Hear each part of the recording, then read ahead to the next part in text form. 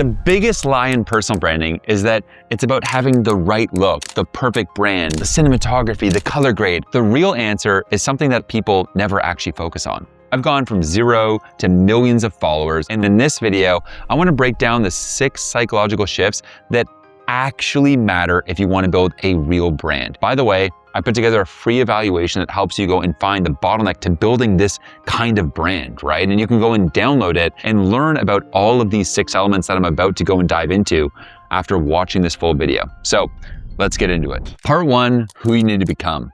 If you want people to follow you, to actually care about what you're building, you first need to answer a question most creators never even ask themselves. Who are you?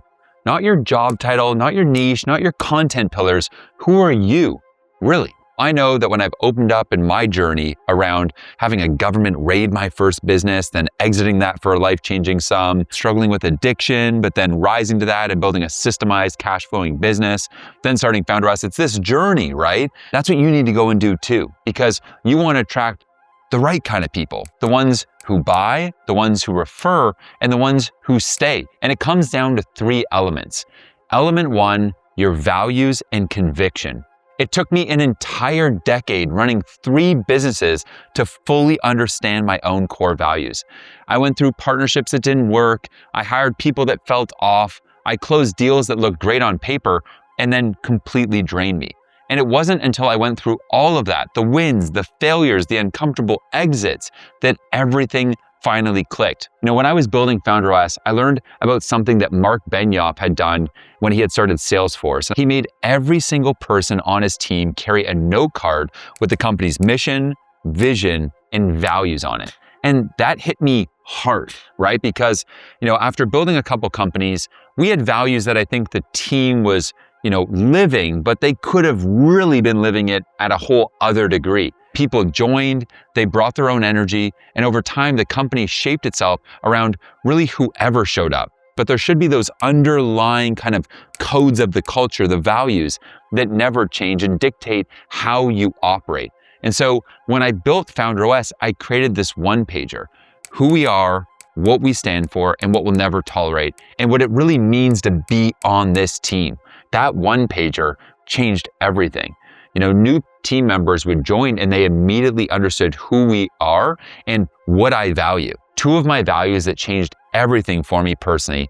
The first is bring solutions, not problems. That single value, right, of bring solutions, not problems, right, changes how the entire team operates and communicates. We stopped tolerating complaint culture. We started attracting solution-first people. And that value alone, right, has been an insane hiring filter, a culture signal, and a brand statement. Now, the second is insanely simple. If you can't explain it simply, then don't ship it. If a piece of content is confusing, fucking cut it. If an offer is hard to explain, just remove it or rebuild it, right? Those 2 values alone shape how I hire, how I build, and how I create everything. But here's what most creators and founders do instead. They see someone succeeding. They absorb that person's values, copy their voice, echo their messaging, and just become this copycat. The perfect example of this is someone I love, okay? The artist and legend Gox.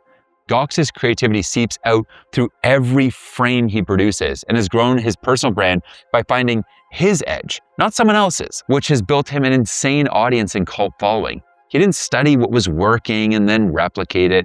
He obsessed over his own creative voice until the world couldn't ignore it. Here's what I want you to do right now. Write down 3 things that genuinely matter to you. Not what sounds good on a website, not what you think sounds impressive, what you actually care about, the things you already filter your decisions through, even if you've never named them. Then sharpen them, make them edgy, make them binary. I'm not saying be simple, I'm saying be insanely simple. That clarity is what attracts the right people and is going to repel the wrong ones. That's not exclusion, that's precision. And precision is what builds a brand that lasts. Element 2, becoming the niche. Values are your foundation, but a foundation isn't a brand yet. Element 2 is the thing that separates brands that fade from brands that dominate. Not a lot of people really remember this, okay? But Instagram actually started as a little company/project called Bourbon. It was cluttered. It was this location-based app. People hated it. Kevin Systrom and the founders of Instagram, they noticed something. Their users kept coming back for the photo filters. So instead of trying to fix everything else, they just made a critical decision. They stripped down the product to one thing and started a new thing called Instagram, and it was around photo filters. Instagram didn't just find a winning feature, they found their identity. They stopped trying to be everything all at once and committed to being one thing. And that's what made them impossible to ignore. It's not gonna happen overnight, okay? So you gotta be patient. You gotta have that long-term thinking. Every failure is just data telling you where your intersection isn't. Keep going, keep listening, and eventually the pattern becomes obvious. And when it clicks, that's not just a brand. That's something no company pivot, no market shift, and no algorithm can take away from you. Element 3, authenticity and vulnerability. Finding your niche is the smart part. Element 3 is the hard part. It's the reason most personal brands feel hollow even when they're doing everything else right. Gary Vee didn't start as some polished keynote speaker that you see today, right? He started by documenting himself grinding in his family's liquor store, talking openly about his insecurities, his impatience, the things he was seeing over the coming 15 years, and his fear of irrelevance. He didn't wait until he had made it to start sharing. He just let people watch him build this messy brand. The vulnerability wasn't a weakness, right? It was proof of a process, that he's real, he's legit. He's just trying things and putting it out there just like the rest of us. And here's the thing most people get wrong about vulnerability and personal branding. Failures and adversity, right? They're not liabilities. Your mistakes, the messiness, the imperfections along the way, right? Those are actually assets. They signal depth, they signal growth, they signal that you're human, okay? And if you only share polished wins, people may respect you, right? But if you share the real journey, the doubts, the pivots, the internal battles, people are gonna actually be able to relate to you.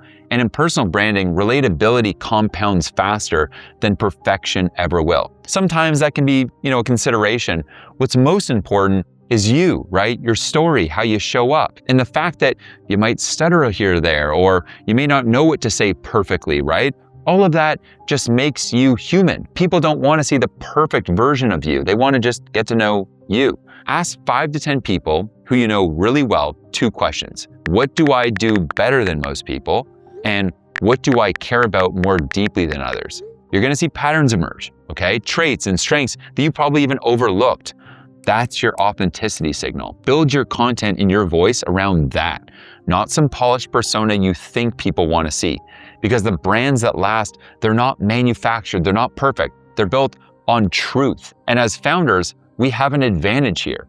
We're in the trenches, we're building, we're actually doing the hard shit. That humanness is the thing that's gonna make people actually care. That's the foundation. But there's a second half to this that most creators and founders never even think about. It's the difference between people scrolling past you and people stopping everything to listen. Part 2, how you make people feel. Think about the creators you can't stop watching, right? It's not their editing, it's not their niche, it's something you can learn to do on purpose. It's how you make your audience feel. Element 4, trust and credibility. There's a reason some creators can say the simplest thing and people hang on every word. And it has nothing to do with what you're actually saying. Think about Jeff Bezos. No matter what question he was asked, a failed experiment, a stock dip, a bold acquisition, he always brought it back to the same thing, customer obsession. Because sometimes there's things that change in the world, but then there's things that stay the same forever. And customer obsession is one of those things. Things like long-term thinking, systems. To outsiders, it almost sounded repetitive. But to investors, employees, and customers, it built unshakable trust. They knew exactly what he stood for, and they knew it wasn't going to change based on what was trending that week. They kind of find a way of saying one core message like 1,000 different ways. My credibility didn't start the day I launched a personal brand, right? It started like 15 years earlier. Before I ever started posting content, I was doing the reps, helping people get real results, no cameras, no audience, just work. I had successful exits, I've had failures, I've built successful audiences of 14 million, and that's not even 1% of it. When I finally decided to go and then build a personal brand, I didn't invent some new identity, right? I went back and just audited my own track record, just started going and telling these stories, the wins, the outcomes, the case studies, right? Just sharing what actually had gone down those years of building, the frameworks that actually had worked for me. I figured would also go and work for you guys in the real world.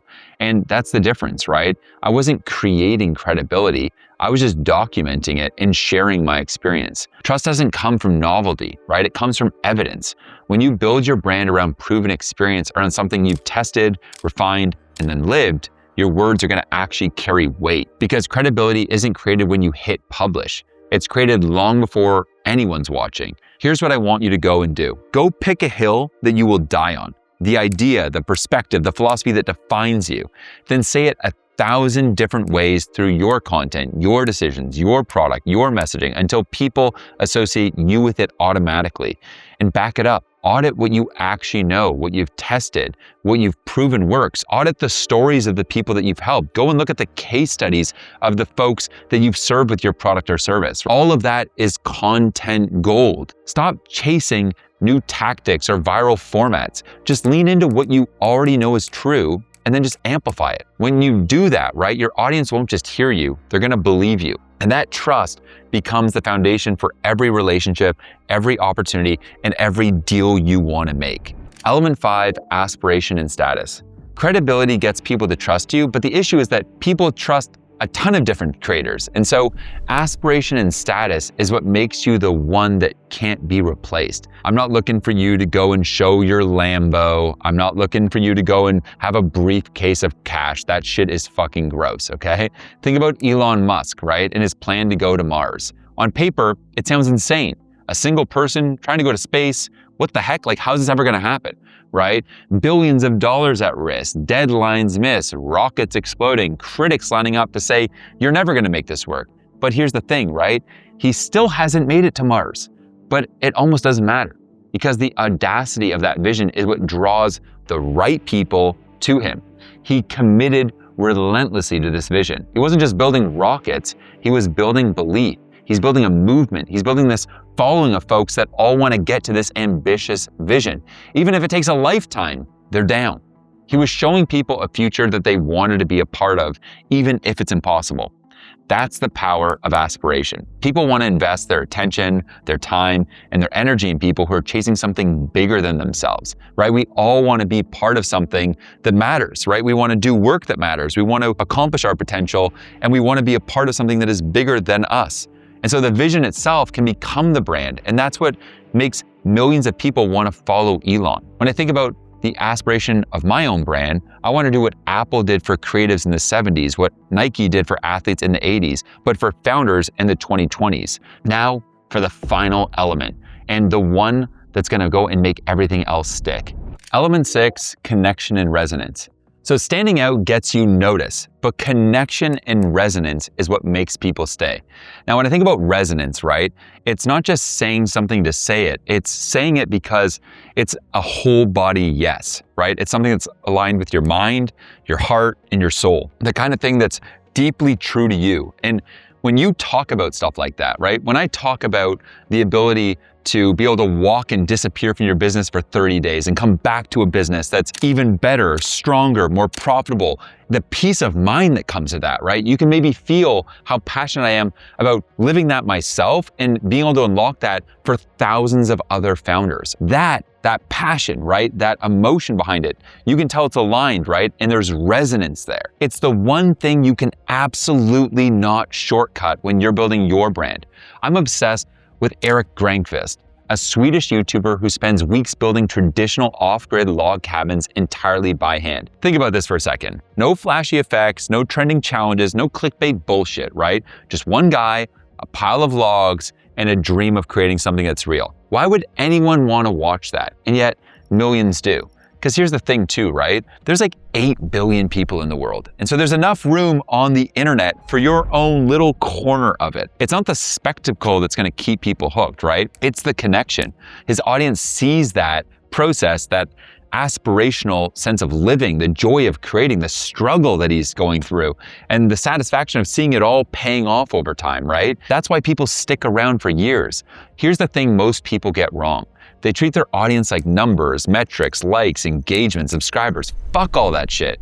That is completely the wrong approach. I call that outcome thinking. On the other side, you have process thinking, okay? And that's when you go and you're building your brand for just the sheer joy of the process. When you just focus more on the process, the outcome actually comes faster and you have so much more fun along the way. When who you are collides with how you make people feel, something shifts entirely.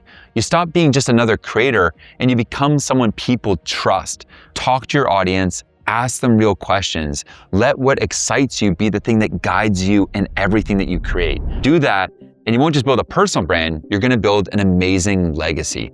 I'm giving you a free 10-minute diagnostic that walks you through all 6 of these elements and forces you to identify the single psychological constraint capping your brand. And when you go and complete it, I want you to go and figure out from there the real issue you're having. Could be your values, positioning, credibility, aspiration, or connection, and what that constraint is really costing you. So you can go and download that below, fill it out honestly, and then go and take that and you can go and book a call with my team and we'll go and help you go and figure out how to build a founder-led brand that compounds. We'll help you go and pressure test your bottleneck and then map out the systems that are gonna help you solve it structurally. If you found this valuable, subscribe. I put out content every week on exactly how to build a founder-led brand that scales. And if this video landed for you, you'll love this one on the psychology of building a brand that everyone loves. Let's win together, and I'll see you in the next one.